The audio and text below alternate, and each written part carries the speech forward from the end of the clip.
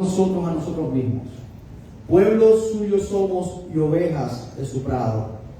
Entrad por sus puertas con acción de gracia, por sus atrios con alabanza. Alabarle, bendecid su nombre, porque Jehová es bueno, para siempre es su misericordia y su verdad por todas las generaciones. El verso 3 dice: reconoced que Jehová es Dios y Él nos hizo, y no nosotros a nosotros mismos. Nuestro éxito no depende de las tradiciones que hagamos el último día del año. El éxito de 2026 solamente depende de Dios, de su gracia soberana, de su misericordia, de su amor y de cuánto nosotros creamos en su palabra y en su verdad. De eso depende. El verso 4 dice: entrad por sus puertas con acción de gracia. Usted no tiene que esperar que el hermano o la hermana diga: alguien tiene un testimonio para dar gracias a Dios. Usted entre por esa puerta dándole gracias a Dios. ¿Verdad? O sea, hay personas que entran a la iglesia como si hubieran dado 2 palos en la cabeza. No sé si usted me explico. Yo recuerdo que en una ocasión había una hermana que siempre venía a la iglesia, siempre se quejaba. Y yo me sentía mal por esa hermana. Decía: Dios mío, hay que orar por esta hermana está mal. No, está grave, era una queja continua. Entraba por la iglesia así, como que casi no podía entrar a la iglesia.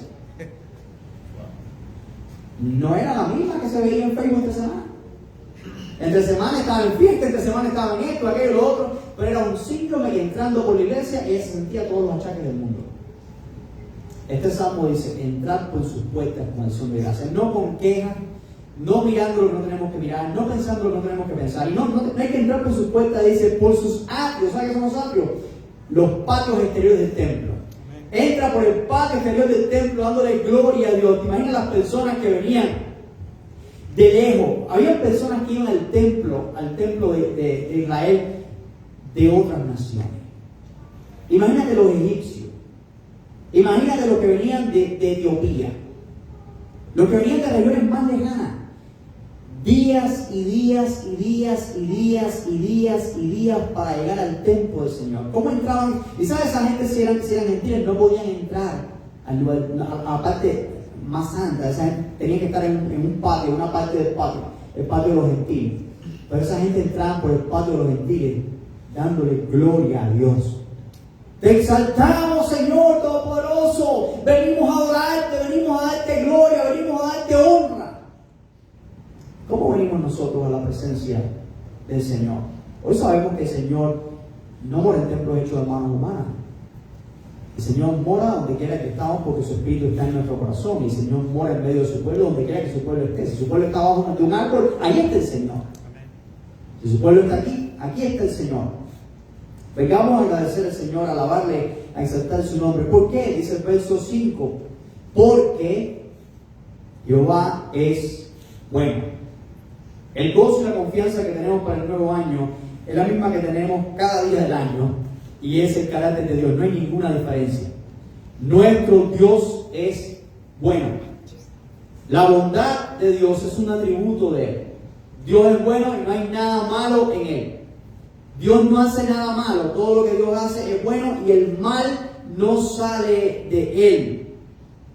Si somos ovejas de su prado, sabemos que estamos bajo la sombra del Omnipotente. El Salmo 91 nos lo recuerda. Y Romanos capítulo 8, versículo 8 dice: sabemos que a los que aman a Dios todas las cosas ayudan a bien. Esto es lo que conforma su propósito son llamados. Les mencioné al principio de que hoy es el mes número 10 para la nación de Israel. Y le mencioné, yo meditaba en este mes, porque en este mes los judíos celebran que pasaron cosas malas y pasaron cosas buenas. Por ejemplo, los judíos en este mes celebran o recuerdan que fue el comienzo de la toma de Jerusalén por Nabucodonosor. Ellos tienen un día de ayuno en el cual ellos lamentan que Nabucodonosor llegó en el año 588-89 y rodeó Jerusalén, sedió Jerusalén, la sitió, y 2 años después destruyó toda la ciudad. Entonces esto es un mes que a veces para los judíos es un mes de tristeza. Pero al mismo tiempo recuerden que en este mes fue cuando unos judíos valientes llamados los macabeos limpiaron el templo y rededicaron el templo del Señor, y los judíos lo celebran como la fiesta de Hanukkah. Entonces en el mismo mes se celebran cosas difíciles y se celebran cosas que son buenas, pero a pesar de las cosas buenas y de las cosas difíciles que pasan en la vida, Dios sigue siendo Dios, y Dios sigue siendo el Dios que pelea por su pueblo. Dios sigue siendo el Dios todopoderoso que nos ama, y seguimos estando bajo la sombra de sus manos, de sus alas. La confianza que tenemos es el carácter de nuestro Dios. Y no hay mejor manera de empezar el año y de vivir cada día que reconociendo cómo Dios es. Y ahí está la verdadera sabiduría de la vida. Jeremías capítulo 9, verso 24. Jeremías 9, 24. Dice: mas alábese en esto el que se hubiere de alabar, en entenderme y conocerme, que yo soy Jehová, que hago misericordia, juicio y justicia en la tierra, porque estas cosas quiero, dice Jehová. Si alguien se alaba, si alguien tiene un motivo para estar orgulloso, para estar contento, no es en lo que tiene, no es en lo que pudo lograr, no es en aquello, en esto, en aquello otro. Si alguien tiene un motivo para alabarse, que se alabe en conocer al Señor y entender al Señor. Yo dije que Dios es bueno porque eso dice el Salmo 100, verso 5. Porque Jehová es bueno. Pero ¿cómo es Dios para ti? El carácter de Dios es el fundamento de nuestra fe. ¿Cómo es Dios? Lo que vamos a hacer en esta noche, ya que todos quieren participar, que cada uno de ustedes, cada uno de todos los que estamos aquí, diga una característica de Dios. ¿Cómo es Dios? Ya yo comencé, rompí el hielo. Dios es bueno. Si se le olvida, cualquier otra puede repetir eso. Está bien. ¿Ok? Pero Dios es bueno. Ánimo. Dios es bondadoso. Amén. ¿Cómo es Dios? Amoroso. Jerusalén. Dios es grande. Siempre fiel. Todopoderoso. En español, Inmortal. Amén. Amén. Todopoderoso. Gloria a Dios. Hermano Ivonne. Es fiel. Dayan está lista. ¿Cómo Dayan? Dios es grande. Hermano María. Todopoderoso. El hermano ¿cuál dijo? Amén. Nos ama. Dios es amor. Amén. Nathan. How's God? Amén. Hermana María. La segunda María. María Pérez. Ya la mamá lo dijo. Todopoderoso. Y misericordioso. Ok, me confundí a María, pero estamos bien. Hermana Dolores. Dios es grande misericordia. Gracias, grande misericordioso. Hermano Carlos. Sin límites. Sin límites. Es infinito. Elizabeth. ¿Ah? Honesto. Honesto. Amén. Rey de reyes y Señor de señores. Amén. Rey de reyes. Hermano. El principio y el fin. Principio y fin. Nada antes, nada después. Primero y último. Hermano. Amoroso. Dios es amor. Dios es generoso. Hermano. Todo lo que han dicho y más.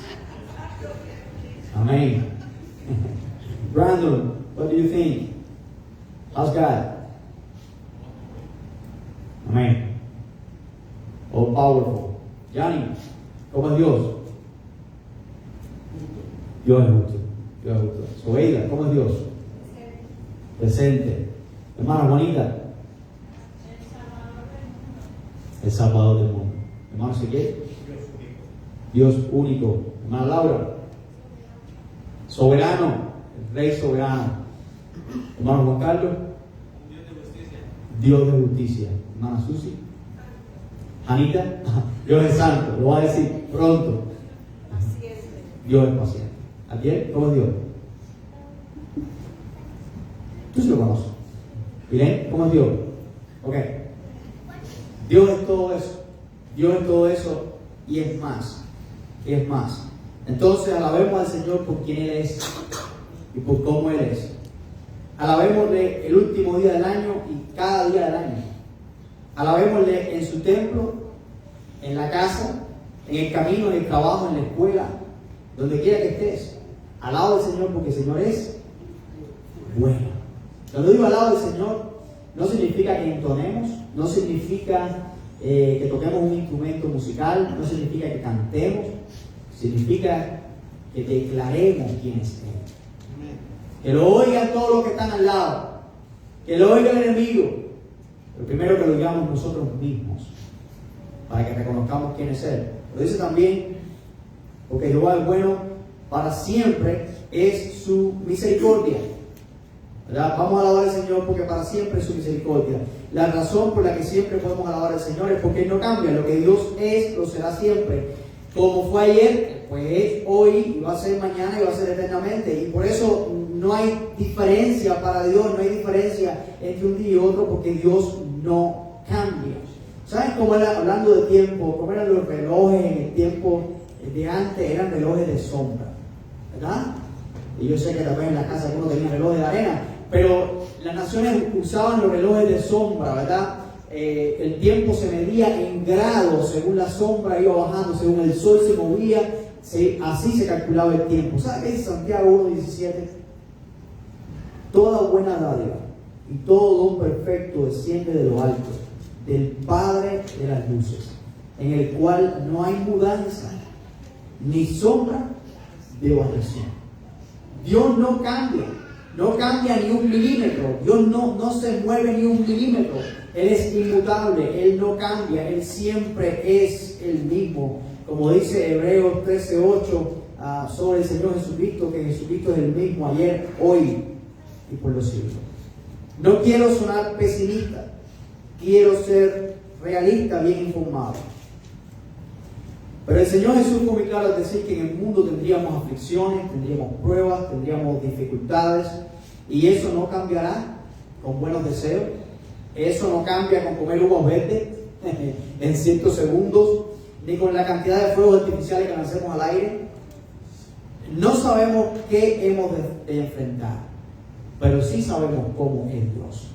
Y eso hace toda la diferencia en la vida. Sabemos que Dios es bueno. Sabemos que Dios no cambia.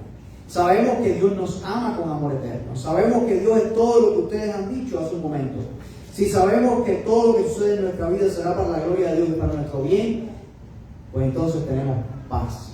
Podemos tener una paz que sobrepasa todo entendimiento.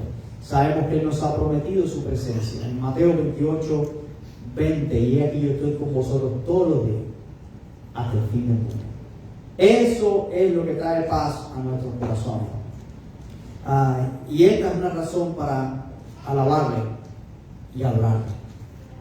Si por un momento pensamos, porque yo creo que tanta gente haciendo estas cosas en todas las culturas por tantos años, tal vez ellos han llegado hasta pensar que de verdad el éxito depende de eso.